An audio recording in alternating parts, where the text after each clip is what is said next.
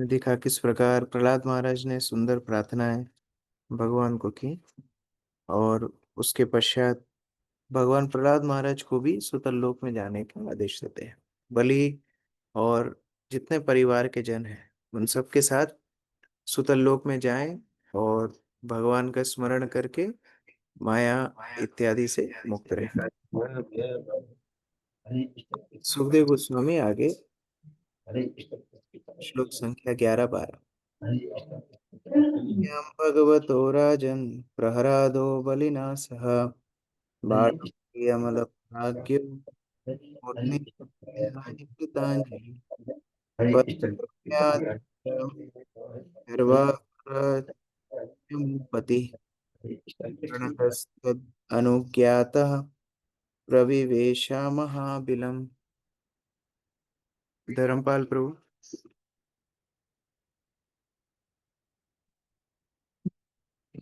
हरे कृष्णा प्रभु जी, दंडोत प्रणाम।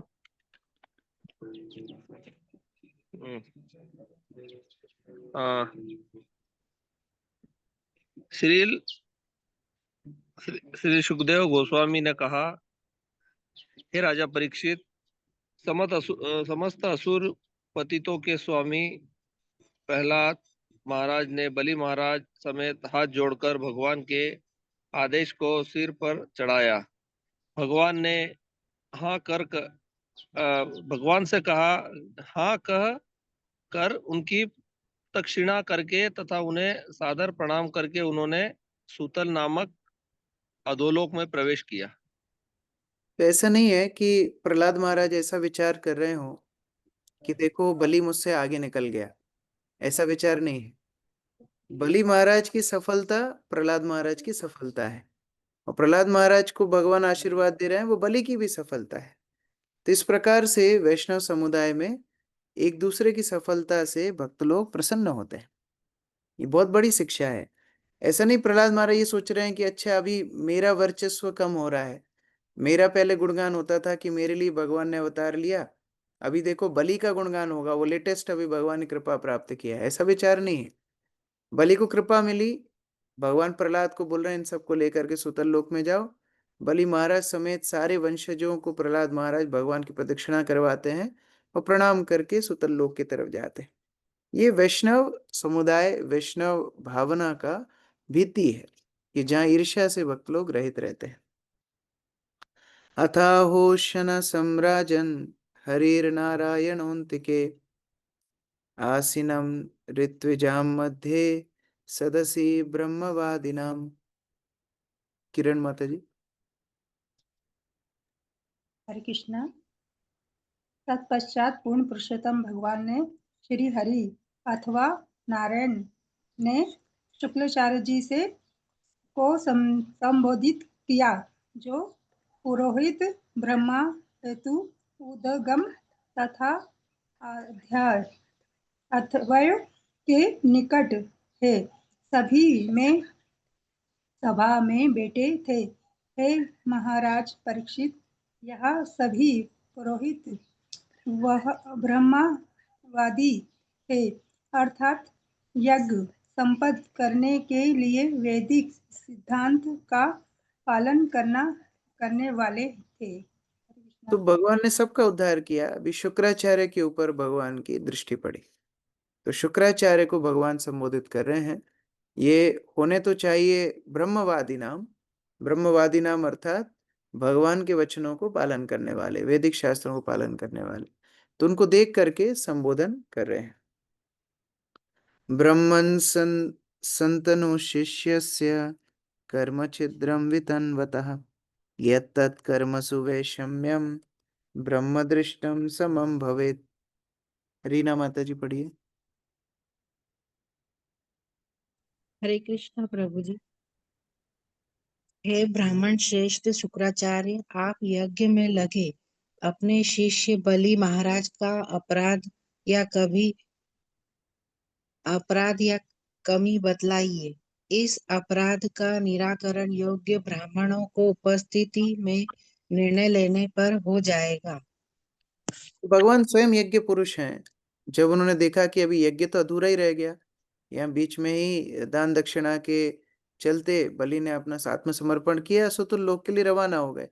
तभी यज्ञ जो अधूरा रह गया, उसमें त्रुटि जो रह गई, उसको पूर्ण कैसे करें, शुक्राचार्य को भगवान पूछ रहे हैं। नमिता माता जी।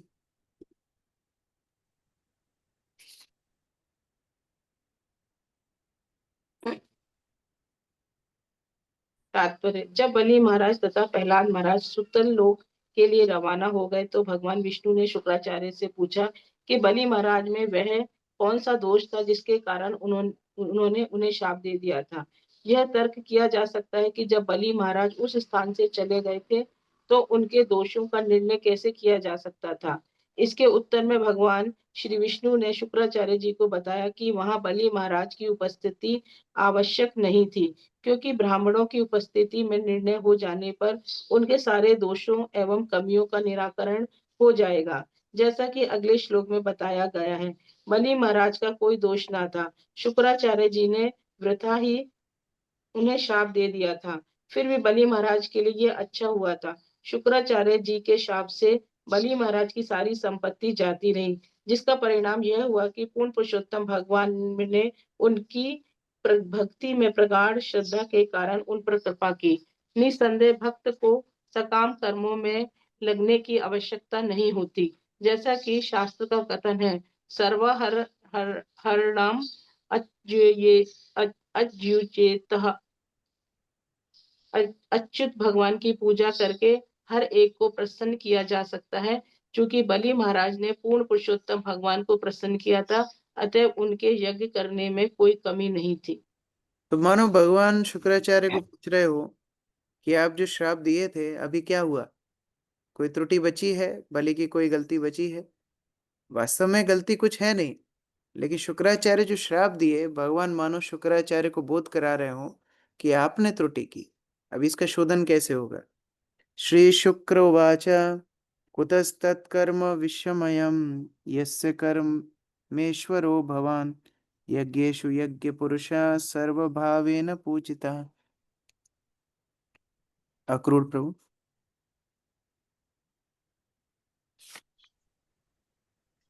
शुक्राचार्य जी ने कहा, हे प्रभु, आप यज्ञ के भोक्ता हैं और सभी यज्ञों को संपन्न कराने के लिए विधि प्रदाता हैं।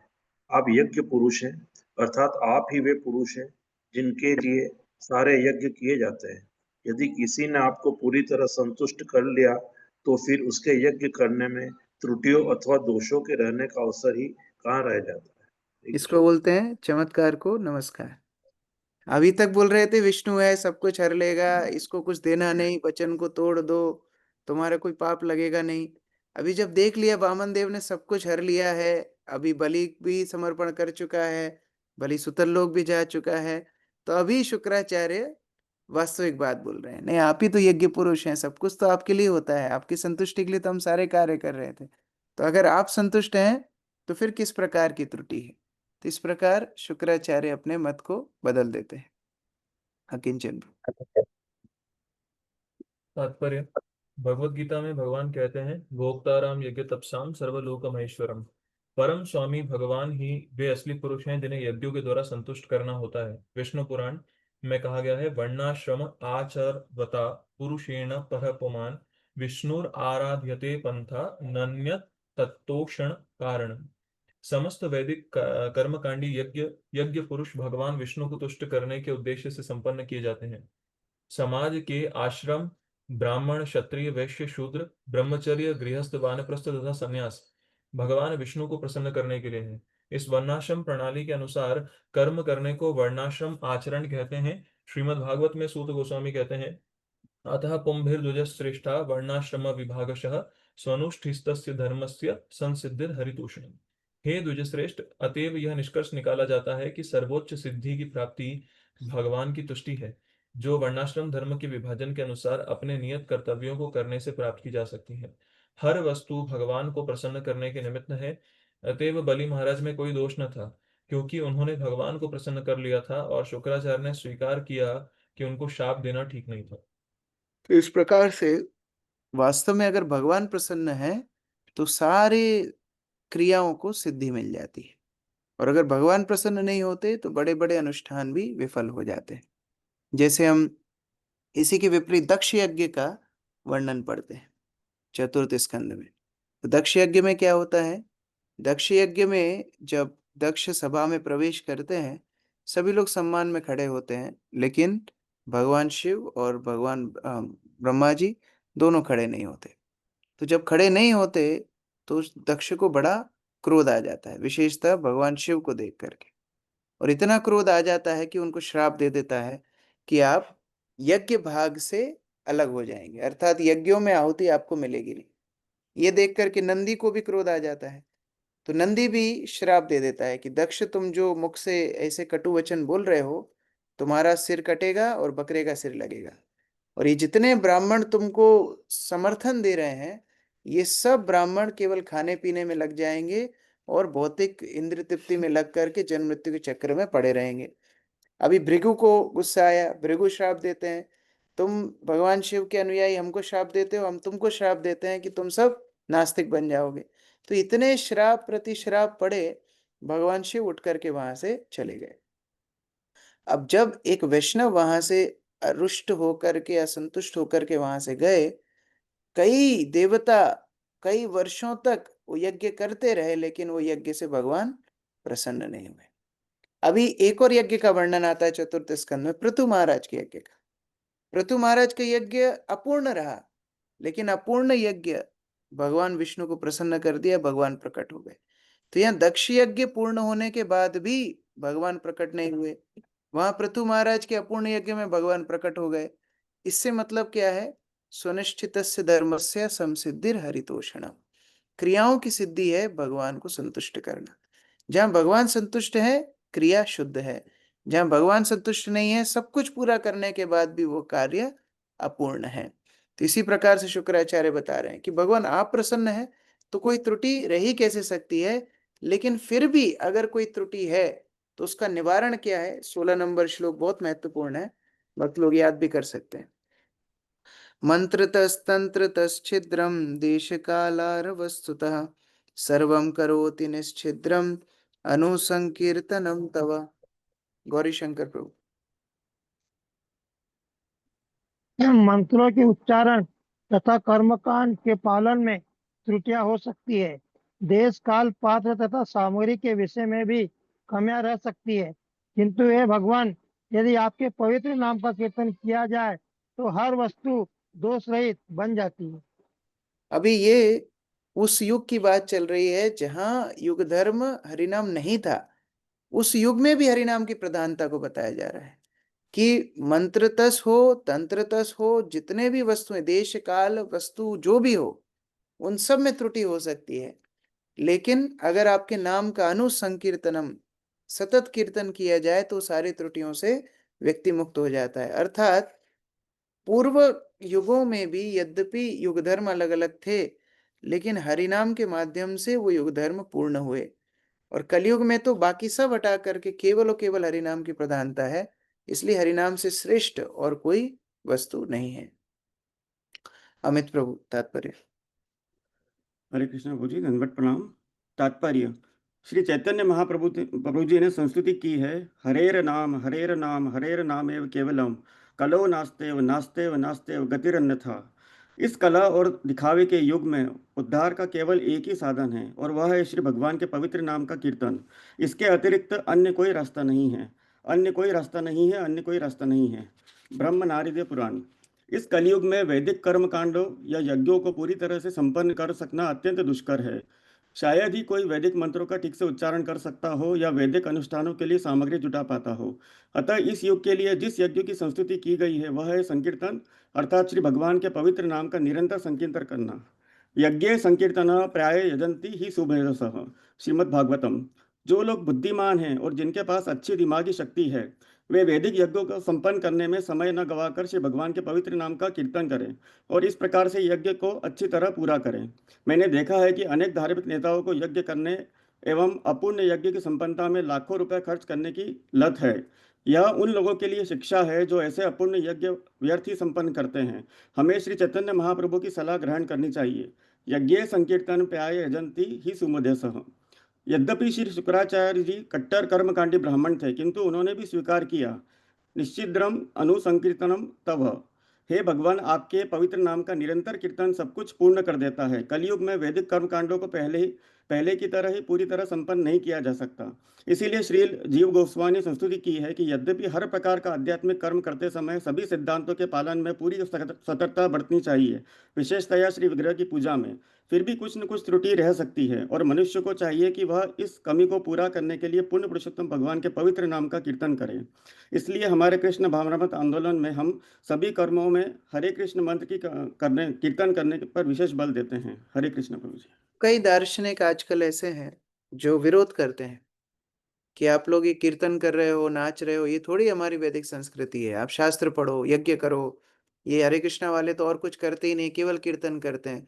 तो क्या करें? भागवत ये बोल रही है।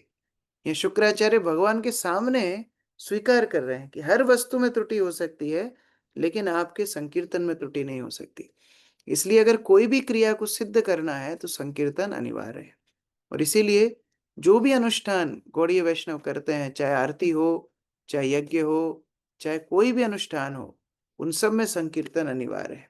संकीर्तन की सहायता से बाकी क्रियाएं पूर्ण होती हैं, लेकिन संकीर्तन को किसी और अन्य क्रिया की आवश्यकता नहीं, वो अपने आप में पूर्ण है। इसका प्रमाण स्वयं श्रीमद् भागवत है। तथापि वदतो भूमन् करिष्यामि अनुशासनम् एतश्रेय परमं पुंसां यत्ता तवाज्ञानुपालनम्। मोनिका माता जी। हे भगवान श्री विष्णु, तो भी मुझे आपके आदेशानुसार आपकी आज्ञा का पालन करना चाहिए, क्योंकि आपके आदेश का पालन करना परम शुभ है और एक का सर्वोपरि कर्तव्य है। हरे कृष्ण प्रभु तो जी। दो बातें हैं। एक तो आप प्रसन्न हो गए तो क्रिया वैसे ही अपूर्ण नहीं हो सकती, वो तो वैसे ही पूर्ण है। और दूसरा, अगर आपके नाम का कीर्तन कर लिया जाए तो जो कुछ कमी होगी वो भी पूर्ण हो जाएगी। तो यद्यपि आप सामने खड़े हो, सब कुछ शुद्ध है ही, लेकिन फिर भी आप आज्ञा कर रहे हो, तो आपकी आज्ञा पालन करने के लिए मैं हरिनाम का आश्रय लेने के लिए तैयार। श्री शुक उवाच प्रतिनन्द्य हरेराज्ञम् उशना भगवानिति यज्ञछिद्रं समाधत्ता बलिर्विप्रऋषिभिः सह। विनोद प्रभु। हरे कृष्ण प्रभु जी, दंडवत प्रणाम। श्री सुखदेव गोस्वामी ने आगे कहा, इस प्रकार सर्वाधिक शक्तिशाली शुक्राचार्य जी ने आदर पूर्वक श्री भगवान की आज्ञा स्वीकार कर ली।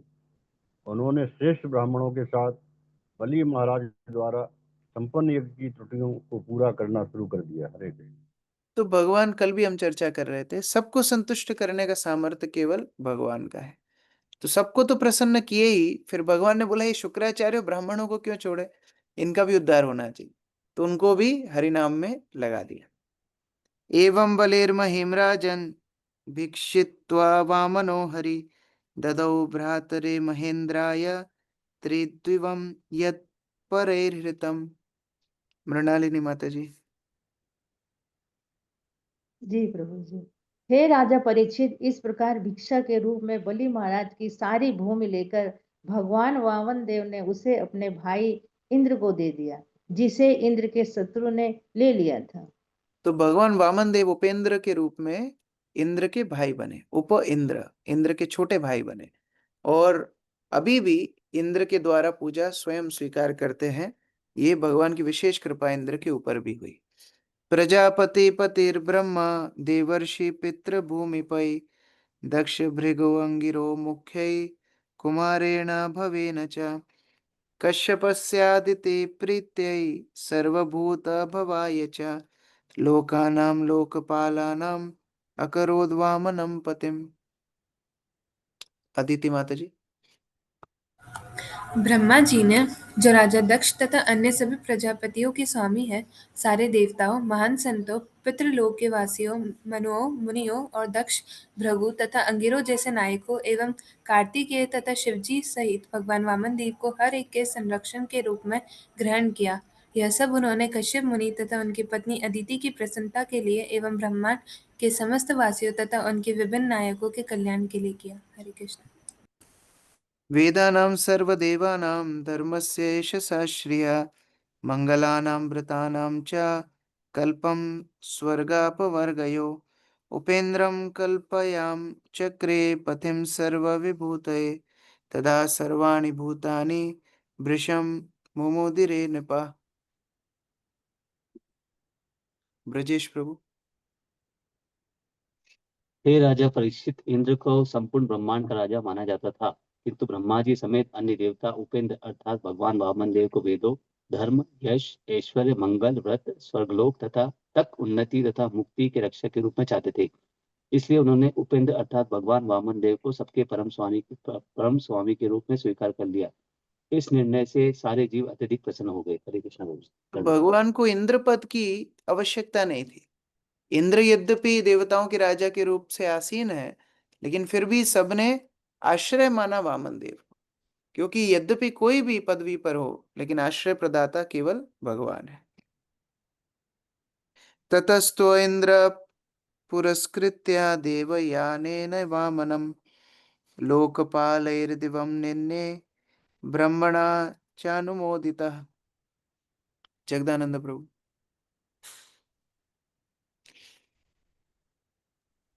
हरे कृष्ण प्रभु जी।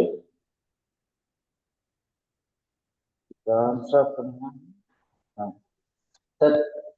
तत्पश्चात स्वर्ग लोकों के सारे प्रधानों सहित स्वर्ग का राजा इंद्र भगवान नामदेव को अपने समक्ष करके ब्रह्मा जी की अनुमति से उन्हें देवी वायुमान में बैठाकर स्वर्गलोक ले गया। वामन देव इनके साथ फिर स्वर्गलोक में निवास करने लगे। प्राप्य त्रिभुवनम चेन्द्र उपेन्द्र भुजपालिता श्रिया परमयो जुष्टो मुमदे गत साधवशा। अनिल प्रभु, अनिल तिवारी प्रभु। हरे कृष्णा प्रभु। प्रणाम। इस प्रकार भगवान वामन देव की बाहुओं से रक्षित होकर स्वर्ग के राजा इंद्र ने तीनों लोकों का अपना राज्य पुनः प्राप्त कर लिया और निर्भय होकर तथा पूर्णतः संतुष्ट होकर वे अपने परम ऐश्वर्यशाली पद पर पुनः प्रतिष्ठित कर दिए गए। हरे कृष्ण। ब्रह्म सर्वकुमारश्च भृगुवाद मुनयो नृपा पितरः सर्वभूतानि सिद्धा वैमानिकाश्चये सुमहत्कर्म तद्विष्णु गायन्तः परमद्भुतम् दिश्यानि स्वानि ते जग्मुर अदितिं च साशम सिरे। प्रीति निगम माता जी।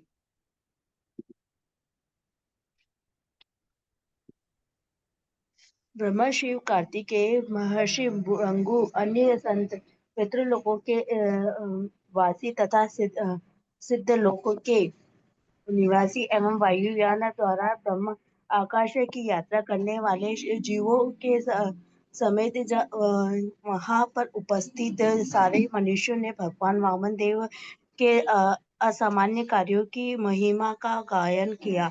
हे राजा भगवान का कीर्तन एवं उनकी महिमा का गायन करते हुए वे सारे अपने अपने स्वर्ग लोकों को लौट गए। उन्होंने अदिति के पद की भी प्रशंसा की। हरे कृष्ण प्रभु। वास्तव में इंद्र को ये सौभाग्य मिला क्यों? क्योंकि अदिति ने पयोव्रत किया। अदिति को सौभाग्य क्यों मिला? कश्यप मुनि ने उस प्रकार से मार्गदर्शन दिया।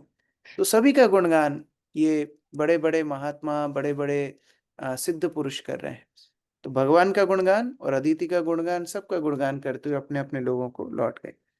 सर्वमेतं मयाख्यातं भवता कुलनंदना उरुक्रमस्य चरितं श्रोतिर्नाम अगमोचनम। कृष्ण पटेल प्रभु। हरे कृष्णा प्रभु जी। दंडवत कोटि कोटि प्रणाम। हे महाराज परीक्षित, हे अपने वंश के आनंद, मैंने अब तुमसे पूर्ण पुरुषोत्तम भगवान वामन देव के अद्भुत कार्यों के विषय में सारा वर्णन कर दिया है। जो लोग इसे सुनते हैं वे निश्चित रूप से पाप कर्मों के सभी फलों से मुक्त हो जाते हैं। यहाँ श्रुति फल दे रहे हैं कि जो लोग ये चरित्र को, वामन देव के चरित्र को सुने हैं, वो पापों से मुक्त हो जाते हैं। पारम महिम न उर्विक्रमतो गृणानो या पार्थिवानि विममे सरजांसि मर्त्य किम जायमान उत जात उपैति मर्त्य इत्याह मंत्र दृगर्षि पुरुषस्य यस्य। योगेश पांचाल प्रभु।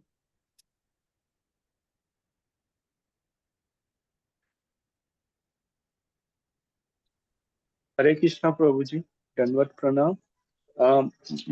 मरणशील वृत्ति पूर्ण पुरुषोत्तम भगवान त्रिविक्रम अर्थात श्री विष्णु की महिमा की अंत नहीं पा सकता। जिस प्रकार की वह सर्व संपूर्ण पृथ्वीलोक के परमाणुओं की संख्या नहीं जान सकता। कोई भी व्यक्ति जिसने जन्म ले लिया है या जो जन्म लेने वाला है ऐसा नहीं कर सकता। इसका गायन महर्षि वशिष्ठ ने किया है। हरे हरे तो कृष्ण। भगवान की इस तरह जो महिमाएं हैं, ये किसी के लिए सुनाना और समझना बहुत कठिन है। यद्यपि वामन देव का चरित्र हमने सुना संक्षिप्त रूप से, लेकिन फिर भी भगवान की महिमाओं को समझना अति दुष्कर है। आरती माता जी। तात्पर्य, वशिष्ठ मुनि ने भगवान श्री विष्णु के विषय में एक मंत्र दिया है, न ते विष्णु जाय मानो न जातो महिम्न पारम अनंतम आप। कोई भी व्यक्ति भगवान श्री विष्णु के असामान्य महिमा युक्त कार्यकलापों की कल्पना नहीं कर सकता। दुर्भाग्यवश तथा कथित विज्ञानी जो किसी भी क्षण काल के ग्रास बन सकते हैं, तर्क वितर्क द्वारा ब्रह्मांड की अद्भुत सृष्टि को समझने का प्रयास करते हैं। यह मूर्खतापूर्ण प्रयास है। बहुत काल पूर्व वशिष्ठ मुनि ने कहा था कि ऐसा कोई नहीं है जो भूतकाल में श्री भगवान की महिमाओं को माप सका हो, न ही कोई भविष्य में ऐसा कर सकेगा। मनुष्य को मात्र श्री भगवान की सृष्टि के यशस्वी कार्यों को देखकर ही संतुष्ट रहना चाहिए। इसलिए श्री भगवान श्रीमद् भगवद गीता में कहते हैं, विष्टभ्याम इदम कृष्णम एकांशेनो स्थितो जगत। मैं अपने एकांतिक अंश से इस संपूर्ण ब्रह्मांड में व्याप्त रहता हूँ और इसका पालन करता हूँ। भौतिक जगत में असंख्य ब्रह्मांड है, उनमें से प्रत्येक में असंख्य लोक हैं जो पूर्ण पुरुषोत्तम भगवान की भौतिक शक्ति के प्रतिफल माने जाते हैं। फिर भी यह ईश्वर की सृष्टि का चतुर्थांश ही होता है। शेष 3/4 सृष्टि आध्यात्मिक जगत है। तथा कथित विज्ञानी एक ही ब्रह्मांड के अनंत ग्रहों में से चंद्रमा तथा मंगल तक को नहीं समझ पाते, किंतु वे श्री भगवान की सृष्टि तथा उनकी असाधारण शक्ति की अवहेलना करने का प्रयास करते हैं। ऐसे लोगों को सनकी कहा गया है। नूनम प्रमत्तः कुरुते विकर्म। ऐसे सनकी लोग पूर्ण पुरुषोत्तम भगवान उरुक्रम के यशस्वी कार्यों को नकारने में व्यर्थ ही समय, शक्ति तथा धन का अपव्यय करते हैं। या इदं देव देवस्य हरेरद्भुत कर्मणा अवतारानुचरितं शृण्वं याति परां गतिम्। मानसी राधा माता जी। यदि कोई भगवान के विभिन्न अवतारों के असामान्य कार्यकलापों का श्रवण करता है तो वह निश्चित रूप से ही स्वर्गलोक को भेजा जाता है या भगवान के धाम को वापस जाता है। शृण्वन यदि पराम गतिम, पराम गतिम मतलब अभी से श्रेष्ठकर स्थिति उसको मिलती है। भगवत धाम भी जा सकता है केवल अगर भगवान के अवतारों के चरित्र का श्रवण करेगा। क्रियमाणे कर्मणिदं देवी पितृथ मानुषे यत्र यत्रानुकीर्तेत तत्तेषां सुकृतं विदु। दिग्विजय प्रभु।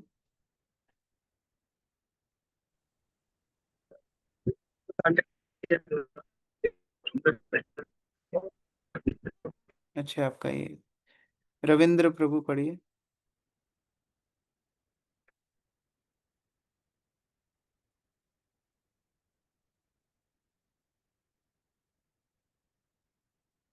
रविंद्र प्रभु अनम्यूट किया।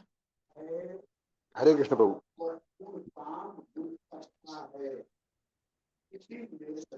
जब भी कर्मकांड के दौरान चाहे देवताओं को प्रसन्न करने के लिए या पितरों को प्रसन्न करने के लिए कोई उत्सव किया जाए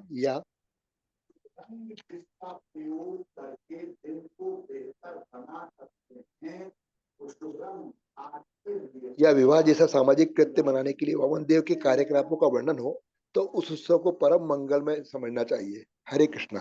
कोई भी अनुष्ठान में अगर ये वामन देव के चरित्र को सुनाया जाएगा तो अनुष्ठान मंगलमय हो जाएगा। अरविंद प्रभु तात्पर्य। तात्पर्य। उत्सव 3 प्रकार के होते हैं। पूर्ण पुरुषोत्तम भगवान या देवताओं को प्रसन्न करने के लिए उत्सव, सामाजिक उत्सव यथा विवाह तथा जन्मदिन, एवं पितरों को प्रसन्न करने वाले उत्सव यथा श्राद्ध। इन सभी उत्सवों में विविध कार्यों पर प्रचुर धन खर्च किया जाता है, किंतु यहाँ पर यह सुझाव दिया गया है कि यदि इनके साथ साथ वामन देव के अद्भुत कार्यों का पाठ होता रहे तो निश्चित रूप से वह उत्सव सफल तथा त्रुटि रहित होगा। इस प्रकार श्रीमद् भागवतम के 8वें स्कंद के अंतर्गत देवताओं को स्वर्ग लोक की पुनः प्राप्ति नामक 23वें अध्याय के भक्ति वेदांत तात्पर्य पूर्ण हुए। हरे। इस प्रकार यह वामन चरित्र का समापन और श्रुति फल के रूप में बता रहे हैं कि ये मंगलमय भगवान के अद्भुत चरित्र हैं।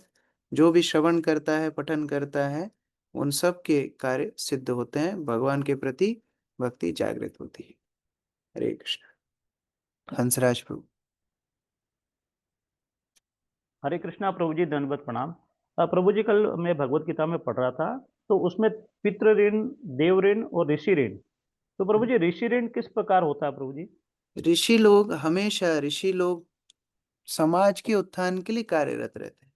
वो तपस्या, यज्ञ, तप इत्यादि जो कुछ करते हैं समाज के कल्याण के लिए करते हैं, इसलिए समाज उनका ऋणी होता है। वो शास्त्र लिखते हैं, शास्त्र पे व्याख्याएं करते हैं, टीका करते हैं, ये सब समाज के ऊपर ऋण होता है। तो जब हम आध्यात्मिक मार्ग में आगे बढ़ते हैं तब वो ऋषि ऋण से मुक्त होते हैं। अगर कोई व्यक्ति आध्यात्मिक क्रियाएं नहीं करता तो वो ऋषि ऋण में दबा हुआ रहता है, क्योंकि ऋषि लोग ने हमारे आध्यात्मिक उत्थान के लिए ये सारी क्रिया करी। जैसे हम भागवत की शुरुआत में पढ़ते हैं, जैसे 88,000 ऋषिगण एकत्र हुए नैमिषारण्य में, क्यों हुए? जगत कल्याण के लिए हुए। तो उनका ऋण हमारे ऊपर है। तो इस प्रकार ऋषियों का ऋण समाज के ऊपर होता है। तो प्रभु जी जो ऋण नहीं उतार पाते हैं तो फिर वापस से जन्म मृत्यु के चक्र में फंस जाते हैं। हाँ, हमेशा वो ऋण नहीं रहेगा तो हमेशा फंसे रहेंगे। ठीक प्रभु जी, थैंक यू। हरे कृष्णा, दंडवत प्रणाम प्रभु। बसंत प्रभु। हरे कृष्णा प्रभु जी, धन्यवाद प्रणाम प्रभु जी। परसों की क्लास में आप भगवान भी बता रहे थे कि जो अगर जीवन में कष्ट आता है तो भगवान उन्हें शक्ति भी देते हैं, और उससे जैसे कि बलि महाराज के अभी। तो प्रभु जी मैं ये जानना चाह रहा था कि भगवान शक्ति देते हैं, लेकिन जब हम फेल हो जाते हैं तो इससे हम ये समझ सकते हैं कि हमने उस शक्ति को समझ नहीं पाए जो सामर्थ्य देते हैं। ये हमारे हृदय दौर्बल्य में, हृदय की दुर्बलता है। अर्जुन के सामने भगवान खड़े हैं, लेकिन अर्जुन भगवान की उपस्थिति का फायदा नहीं उठा रहा। ये उसकी हृदय की दौर्बलता है। उसी प्रकार हमारे आध्यात्मिक मार्ग में सारे उपदेश हैं, सारी मदद है, सारी कृपा है, लेकिन हम दृढ़ नहीं है, ये हमारी हृदय की दुर्बलता है। तो जैसे भगवान ने अर्जुन को बोला, अर्जुन आलस छोड़ो, खड़े हो, युद्ध करो, उसी तरह हमारे लिए दृढ़ता आवश्यक है। सारे निर्देश हैं, सब कुछ है, लेकिन हमें दृढ़ होना पड़ेगा। दृढ़ता का कोई विकल्प नहीं है। श्रील प्रभुपाद बोलते थे, one who is not determined he is an animal. दृढ़ता नहीं है तो पशु है। तो इसका कोई विकल्प नहीं है। तो जो सिद्धांत हम सीख रहे हैं उसका दृढ़ता से पालन करने के लिए उत्साही होना चाहिए। प्रभु जी एक छोटा सा और। यस प्रभु जी, जैसे हम मन में ये लेकर के चलते हैं कि यस मुझे, जैसे आप बताते हैं कि अगले दिन की तैयारी एक दिन पहले से करना चाहिए। हमने पूरा तैयारी की, लेकिन लगता है कि कोई ऐसी शक्ति है, एक ऐसा भी महसूस करते हैं कि कोई शक्ति हमें मदद भी कर रही, पर ऐसा भी देखते हैं कि कोई शक्ति हमें उस चीज़ को रोक रही है। उसमें जैसे कई चीज़ें आ रही है अब, और वो फिर हम फेल हो जाते हैं, पर वहां पे हमें रास्ता नहीं होता। सारी मनोकल्पना है। इलाज करने के लिए पेशेंट खुद से औजार लेके नहीं शुरू हो जाता। आज मेरी भावना इस तरह है, मैं इधर काट देता हूँ। ये सारी मनोकल्पना है। पेशेंट को केवल डॉक्टर की बात मानना पड़ेगा, तभी वो सही हो पाएगा। बद्ध अवस्था में मन में जो कुछ आ रहा है सब मनोकल्पना है। आपको लग रहा है कि मदद हो रही है, आपको लग रहा है मदद नहीं हो रही है, सब मनोकल्पना है। तो इन सब से बाहर निकल के आदेश पालन करना चाहिए। श्रील प्रभुपाद ने जो आदेश दिए हैं, गुरुवर के जो आदेश है, उनका पालन करना चाहिए। वही हमारे लिए सफलता है। बस बाकी दिमाग लगाएंगे तो मन आपको पागल बना देगा, तो भक्ति से दूर ही ले जाएगा। चाहे आपको लग रहा हो मदद हो रही है कि मदद नहीं हो रही है, और सब मनोकल्पना है। चाहे आज उत्साह है कल नहीं भी हो सकता है, फिर भी अपनी साधना के लिए हमें रेगुलर होना है। ये गुरु के प्रति हमारा समर्पण होता है। तो इसलिए दृढ़ता, जो मैं पहले बोल रहा था, दृढ़ता बहुत आवश्यक है। Thank you so much. Bhuvan Mohini माता जी। हरे कृष्णा प्रभु जी, दंडवत प्रणाम। प्रभु जी, व्यास पूजा के पहले जो क्वेश्चन किया था आपसे, उसी का आंसर पूछना है कि, और बहुत बहुत धन्यवाद प्रभु जी, व्यास पूजा बहुत अच्छी हुई। और एक मतलब ये एक सफलता है ना, मैं यहाँ से श्यामा को भेज दिया मैंने, और बिल्कुल निश्चिंत होकर के, ऐसे उसको अकेले कभी कहीं नहीं जाने दिया, पर एक बिल्कुल निश्चिंत होकर के भेज दिया। एयरपोर्ट से मतलब उसको उज्जैन तक लेने गाड़ी गई, एयरपोर्ट तक छोड़ने गाड़ी गई। तो ये बहुत अच्छा लगता है प्रभु, थैंक यू सो मच। ये तो आपका घर है। ये सो प्रश्न क्वेश्चन ये था प्रभु कि जैसे आपने बोला कि जैसे अभक्त होते हैं, या अभी हमारी भी जो स्थिति है, तो हम हमारी स्थिति में जो हमको सुनाई देता है वो परमात्मा की आवाज नहीं है, मन की आवाज है ना। तो और जैसे देवता हमारी इच्छाएं पूरी करते हैं, है ना, और भगवान भी उपद्रष्टा अनुमंता है, यानी अनुमति देते हैं तो हमारी इच्छाएं पूरी करते हैं। तो देवता और परमात्मा के इस बिहेवियर में जब बात कर रहे हैं अभक्तों की, तब क्या डिफरेंस है? और भक्तों में जो बलि महाराज का देख रहे हैं, वो समझ में आ रहा है कि भक्तों के लिए भगवान उनकी इच्छा पूरी करते हैं, लेकिन शुद्धिकरण के बाद, कि मतलब वो उस चीज का जैसे 10 रुपए का सही उपयोग कर सके, पहले उसका दिमाग उतना फिक्स कर देते हैं, फिर जाके 10 रुपए देते हैं।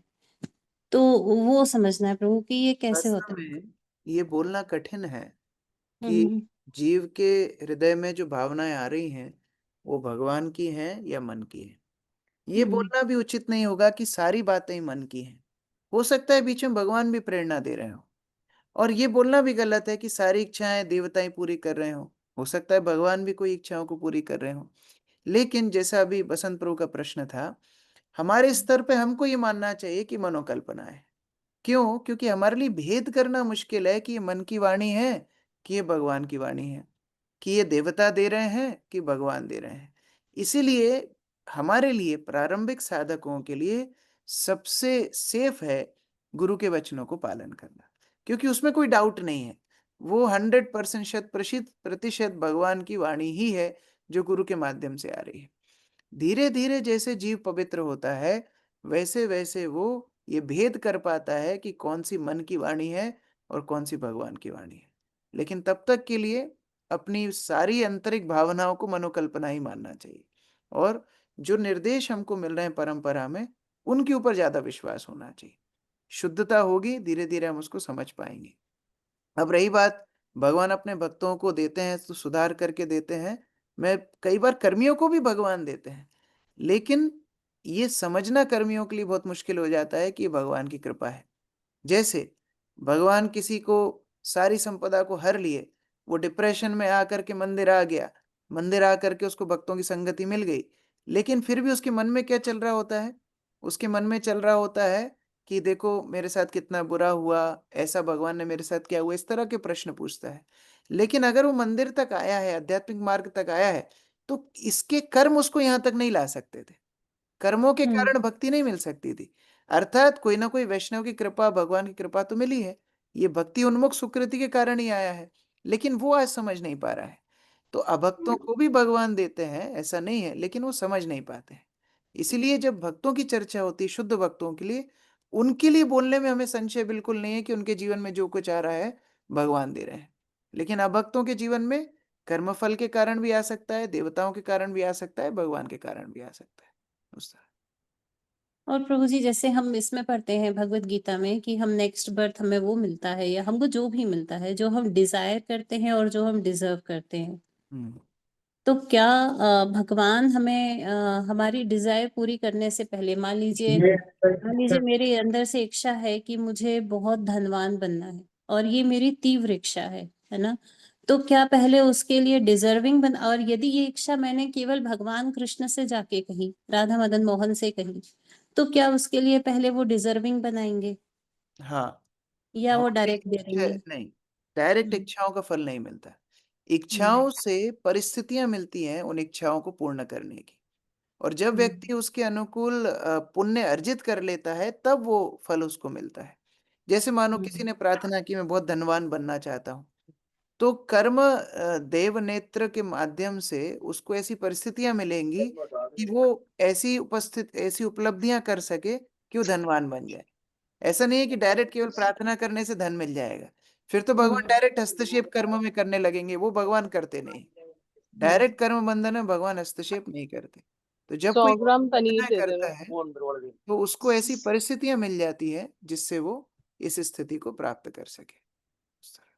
Okay, thank you so much प्रभु। और देवता डायरेक्टली देते हैं, ऐसा बोल सकते हैं? देवता जहाँ क्या पंक्ति करते हैं, देवता क्या करते हैं, अभी जैसे मानो मेरे कर्म फलों के अनुसार मुझे कोई पुण्य कर्म 100 जन्म बाद मिलना था, देवता उसको प्रीपोन करके दे देते हैं। नए फल तो देवता भी नहीं दे सकते। जो मेरे कर्म फलों के अनुसार बाद में फल आने थे वो सुकृति के फल अभी दे देते हैं, तो हमको लगता है वो देवता ने हमारी मन्नत पूरी कर दी। वास्तव में केवल प्रीपोन पोस्टपोन कर सकते हैं, वो आगे पीछे कर सकते हैं। नए फलों को जागृत करना या पुराने कर्मों को काटना ये केवल भगवान का सामर्थ्य है, किसी देवता का सामर्थ्य नहीं। थैंक यू सो मच प्रभु। हरे कृष्णा। श्री प्रभुपाद की जय, समवेत भक्तवृंद की जय।